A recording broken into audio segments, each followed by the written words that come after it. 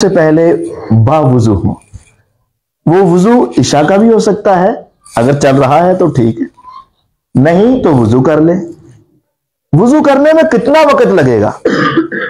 बड़े तहम्मुल से करें तो मेरा ख्याल है 5 मिनट नहीं लगेंगे, या ज्यादा से ज्यादा 5 मिनट लग जाएंगे, ज्यादा से ज्यादा 5 मिनट लग जाएंगे। लेकिन पता है इसका सवाब क्या?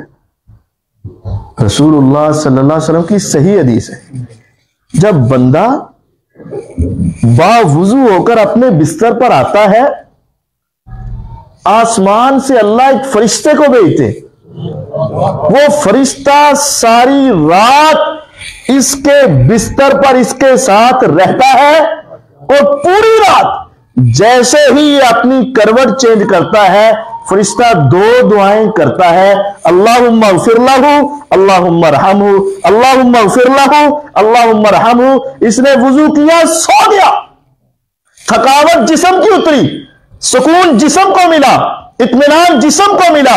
इसको नहीं पता मैं रात 1 मरतबा से चेंज की, 2 मरतबा, 50 मरतबा, 100 मरतबा, जितनी मरतबा भी तुम करोगे, वो फरिश्ता जागता है, बेदार है, होशियार है, और वो दुआ मांग रहा है, अल्लाहुम्मा अग़फिर लहू, अल्लाहुम्मा रहमहू। मौला सारा दिन इससे गुनाह हुए, कर दे मुआफ इसको, और अपनी रहमतों का नुज़ूल फरमा। अब गौर करें, हम अक्सर लोगों से मौलवी साहब दुआ करना, कर साहब दुआ करना, आप मेरे लिए दुआ करना, आप मेरे लिए दुआ करना, आप दुनिया को कहते हो, और ये एक रवाज बन चुका है। कई जाने दुआ करना, ठीक है, बाद में ये भी भूल गया और वो भी भूल गया। ऐसा है कि नहीं? अक्सर कहते साढ़े बाद से भी दुआ कर, चलो ठीक है, बात खत्म। कभी हमने स्पेशल लोगों का नाम ज़हन में रख के दुआएं की है? बहुत कम, बहुत कम। बस ये एक रस्म है।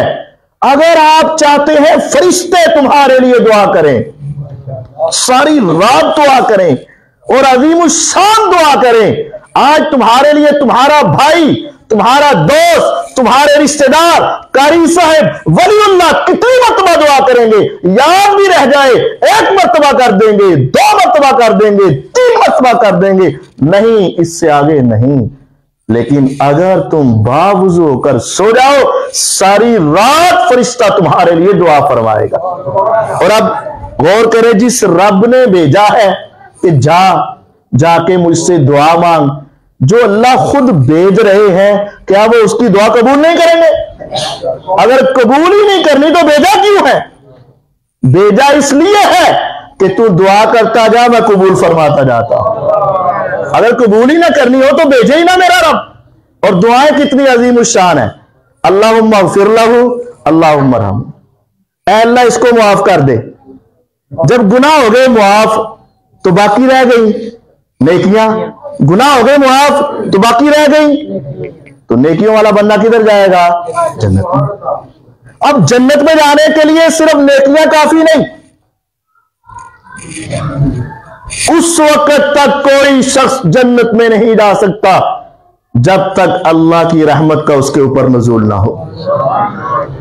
अल्लाह के रसूल सल्लल्लाहु अलैहि वसल्लम, हमारी तो बात ही कोई नहीं। सही बुखारी की हदीस है, साहबा पूछते हैं हुजूर हमारी तो कोई बात नहीं, लेकिन आप नबियों के नबी, इमामों के इमाम, अल्लाह के मुकर्रम, आपके इशारे से जन्नत के दरवाजे खुले, क्या आप भी अल्लाह की रहमत के बगैर नहीं जा सकते? वरा आना इल्ला अन यतगम्मदनी अल्लाहु बिरहमा। हाँ, मैं मोहम्मद सल्लल्लाहु अलैहि वसल्लम भी रातों का क़याम के पांव मेरे सूज जाए, दिन का सियाम, सारा दिन भूखे और प्यासे, लेकिन उस वक्त तक मैं भी जन्नत में नहीं जाऊंगा जब तक मेरे ऊपर भी अल्लाह की रहमत नहीं आएगी। जन्नत में जाने के लिए 2 ही तो चीजें हैं, गुनाह मुआफ हो जाए और अल्लाह की रहमत हो जाए।